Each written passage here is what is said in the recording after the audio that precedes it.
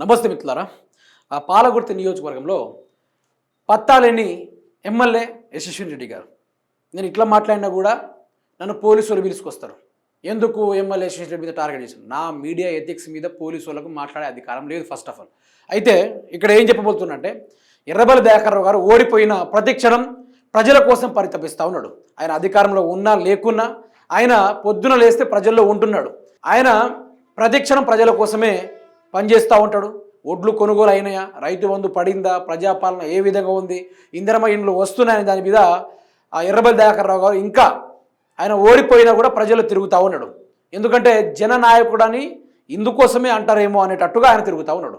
మరి పాలగుర్తి ప్రజలు మార్పు చూడాలి, ఒకసారి యశస్విని రెడ్డి గారికి ఓటేసి గెలిపించాలని చెప్పేసి ఓటేసి గెలిపిస్తే ఆ ఎమ్మెల్యే యశస్విని రెడ్డి గారు నియోజకవర్గ ప్రజల్ని వదిలేసి ఆవిడ గారు అమెరికాకి వెళ్ళిపోయారు ఒక 40 రోజులు. ఈ మధ్యలోనే ఝాన్సీ రెడ్డి గారు ఒక ఛానల్ వాళ్ళకి ఇంటర్వ్యూ ఇచ్చారు. నేను 5 రోజులు వారంలో 5 రోజులు జనాల మధ్యలోనే ఉంటున్నానని చెప్పేసి ఆవిడ గారు ఓ చిన్న పబ్లిసిటీ కోసం ఇంటర్వ్యూ ఇచ్చారు. అది అయిపోయిన తర్వాత చూసుకుంటే నిన్ననే రోహిణి అయిపోయి మృగశిర అనే కార్తీలో దిగింది. అంటే ఈ టైంలో కేసీఆర్ గారు గతంలో ఉన్నప్పుడు రైతు బంధు ఇచ్చేది, ఆ ఒడ్లు కూడా లేకుండా ఉండేటి, ఆ బ్రహ్మాండంగా వ్యవసాయాన్ని పండగలా జరుపుకునేటోళ్ళు. అయితే ఇదే టైంలో కాంగ్రెస్ పరిపాలనలో ఒడ్లు కళ్ళల్లోనే ఉన్నాయి. ఇప్పుడు రోహిణి కార్తీ దాటిపోయి మృగశిర వచ్చింది కాబట్టి మృగశిరలో అధిక వర్షాలు పడతాయి కాబట్టి ఈ వర్షాల్లో రైతులు నారుమల్లు తయారు చేసుకుంటారు కాబట్టి పత్తి విత్తనాలు వేసుకుంటారు కాబట్టి ఇప్పుడు వాళ్ళకు రైతు బంధు ఇచ్చే కార్యక్రమం ఒకటి ఉంటుంది. మీకు రైతు బంధు వచ్చిందా, మీకు ఒడ్లు కొనుగోలు ఇప్పటిదాకా ఎందుకు కాలేదని చెప్పేసి ఎర్రబెల్లి దయాకర్రావు గారు ఐకేపీ సెంటర్లో తిరుగుకుంటూ అధికారులకు ఫోన్ చేస్తూ ఉన్నాడు. మరి ఎమ్మెల్యే గెలిచిన యశస్విని రెడ్డి గారేమో కార్లు ఎక్కుడు దిగుడు, వీడియోలు పెట్టుడు, వీడియోలు తీసుడు, అది తప్ప పరిపాలన ఎక్కడ కూడా లేదు. ఆవిడ గారు ఎటు పోయినా కూడా 10 మంది కార్యకర్తలతో పోతారు, మళ్ళీ కారు ఎక్కుతారు, ఇంటికి వెళ్ళిపోతారు.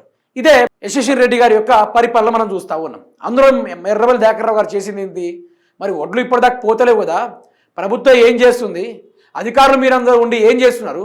50 డిగ్రీ సెల్సియస్లో ఎండలు కొడతా ఉంటే రైతులు ఇంకా ఒడ్ల కుప్పలు ఇట్లనే ఉంటే రేపు వర్షాలు పడితే వాళ్ళ పరిస్థితి ఏం కావాలని చెప్పేసి మాజీ మంత్రి ఎర్రబెల్లి దయాకర్రావు గారు అధికారులకు ఫోన్ చేసి కలెక్టర్లకు ఫోన్ చేసి ఆదేశం ఇస్తూ ఉన్నాడు.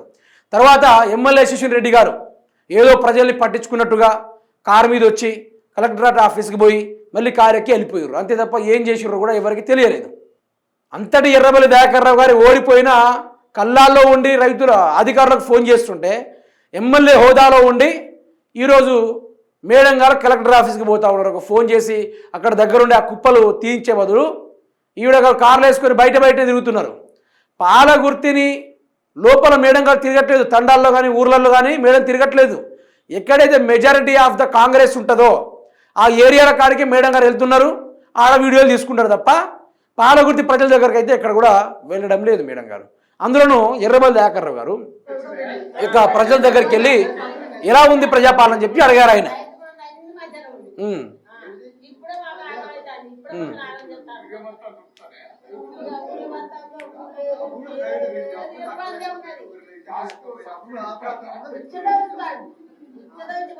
అయితే దయాకర్రావు గారు ఈ విషయం మీద మాట్లాడారనమాట. ఇక్కడ మీరు చూడొచ్చు మిత్రులారా, ఇక్కడ ఓట్ల పరిస్థితి ఏముంది. నిన్ను ఇంతకుముందే చెప్పిన రోహిణి కార్తీ దిగి మృగశిర కార్తీలో వచ్చిన అంటే వర్షాలు వచ్చినాయని అర్థం. ఋతుపవనాలు కదులుకుంటూ నైరుతి తీరాన్ని దాటుకుంటూ తెలంగాణ మీద వస్తే వర్షాల బీభత్సం మనం తట్టుకోలేము.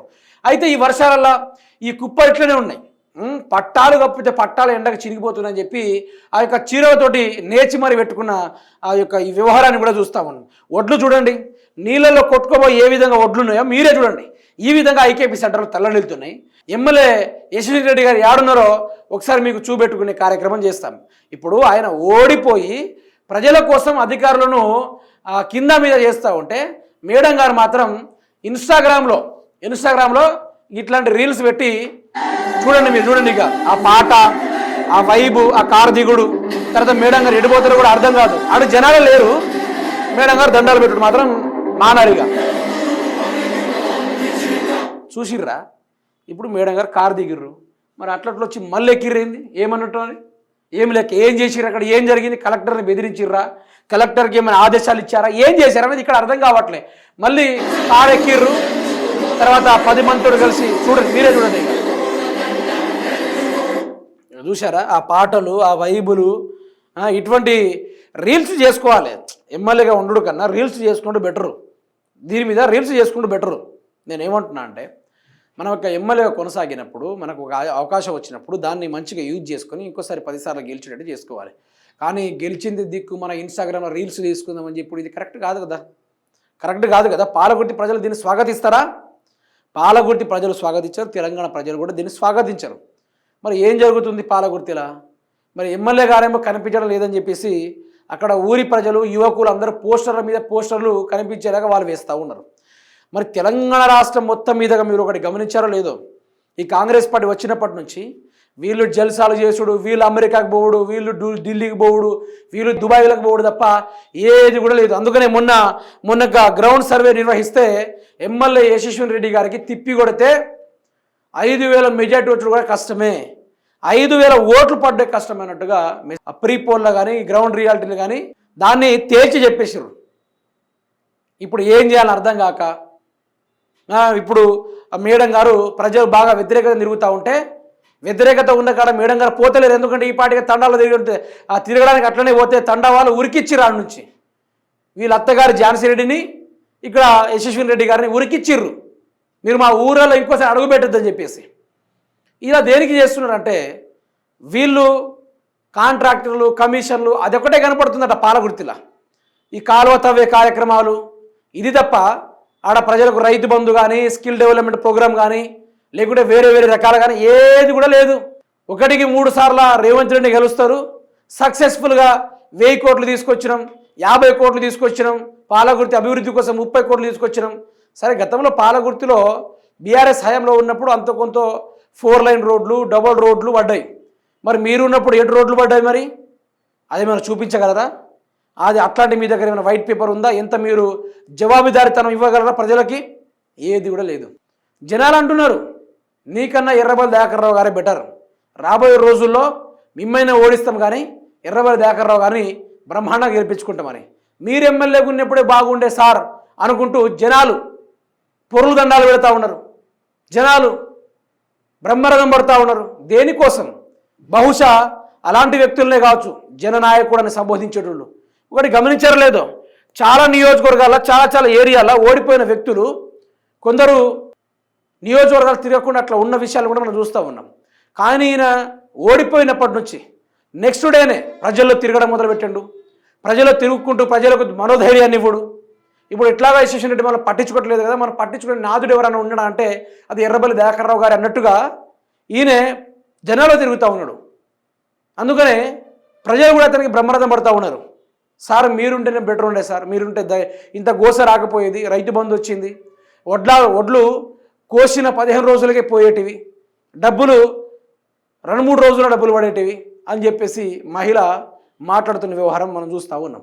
అక్కడ పాలకుర్తిలా ఇప్పుడు ప్రజెంట్గా ఎమ్మెల్యేగా వ్యవహరిస్తున్న వ్యక్తికి ఎవరు కనబడుతున్నారు? ఎర్రబెల్లి దయాకర్ రావు గారే కనబడుతున్నారు. ఎక్కడైనా కాంగ్రెస్ పార్టీ తరఫున యశస్వి రెడ్డి గారు కనబడుతున్నారా? వాళ్ళు 1 నెలలో 5 రోజులు ఇక్కడ ఉంటే మిగతా 9 నెలలు వీళ్ళు అమెరికాలో ఉంటారు. ఇప్పుడు వానాకాలం వస్తుంది కదా, ఈ వానాకాలంలో మళ్ళీ అమెరికా వెళ్ళిపోతారు. సమ్మర్ వస్తుంది కదా, ఈ సమ్మర్ సీజన్ తట్టుకోలేరు కాబట్టి మళ్ళీ అమెరికాకి వెళ్ళిపోతారు. ఇదే జరుగుతూ ఉంది తప్ప వేరే ముచ్చటే లేదు, వేరే కథే లేదు. అందుకని నేను ఏమంటున్నా అంటే ఆ పాలకుర్తి అంతో కొంత బాగుపడాలంటే ఎమ్మెల్యే యశస్వి రెడ్డి గారికి అధికారం పోవాలి, ఆ కుర్చీ నుంచి జరపాలి అని ప్రజలు చెప్తా ఉన్నారు. ఇక్కడ వీళ్ళకి అర్థం కావట్లేదు. రోజు రోజుకి గ్రాఫ్ పడిపోతుంది వీళ్ళది. కాంగ్రెస్ పార్టీదే కానీ యశస్వి రెడ్డిది కానీ లేదు, అయిపోయింది. కాంగ్రెస్ పార్టీ మొత్తం కీలకతం దుక్కున బంద్.